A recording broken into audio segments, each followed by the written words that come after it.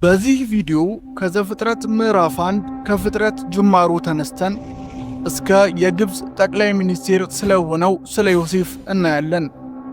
በዚህ መሃል የሰው ልጅ የውድቀት ታሪክ ስለሆነው ስለ አዳምና ሔዋን፣ ከውድቀትም በኋላ ቃየን አንድ ወንድሙን በቅናት ተነሳስቶ ሲገድለው፣ ከዚህም በኋላ ክፋት ምድርን ስለሞላ እግዚአብሔር የሰው ልጅን በመፍጠሩ ተጸጽቶ በጥፋት ውሃ ሲያጠፋው፣ ደግሞም በዚያ ውስጥ ኖህን ጻድቅ ሆኖ ስላገኘው መርከብ እንዲሰራ በማድረግ እርሱንና ቤተሰቡን ከጥፋት ውሃ ሲያተርፋቸው እናያለን። ፍጥረት ከእንደገና ቢጀምርም የሰው ልጅ ግን አሁንም ሐሳቡ ክፉ ነበር። ስለዚህ ቋንቋቸው አንድ ስለነበር ከኖህ የቀጠሉት የሰው ዘሮች ተሰብስበው ወደ ሰማይ የሚደርስ ግንብ እንስራ ተባባሉ። መጨረሻውም የቋንቋ መከፋፈል ምክንያት ሆነ። ከዚህ በኋላ የእምነት አባት ተብሎ የሚጠራው ውብ የሆነው የአብርሃም ታሪክ ይመጣል።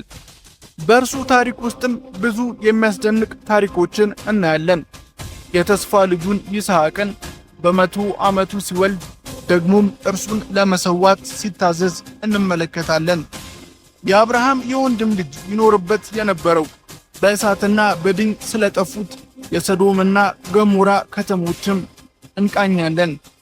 ይስሐቅ እንደ አባቱ አብርሃም ሚስቱን እህቴ ናት ሲል እና ሌሎች ድንቅ ታሪኮችን በይስሐቅ ሕይወት ውስጥ እናያለን። ከይስሐቅ ልጆች መካከል አንዱ የሆነው የያዕቆብን ታሪክንም እንመለከታለን። የወንድሙን ብኩርና በቀይ ወጥ ከመግዛት እስከ አጭበርብሮ በረከቱን እስከ መውሰድ። ነገር ግን ያዕቆብ እዚህ ጋር አያበቃም። ጵኒኤል ላይም ከአምላክ ጋር ይታገላል። የዚህን ድንቅ ሰው ታሪክ እናያለን።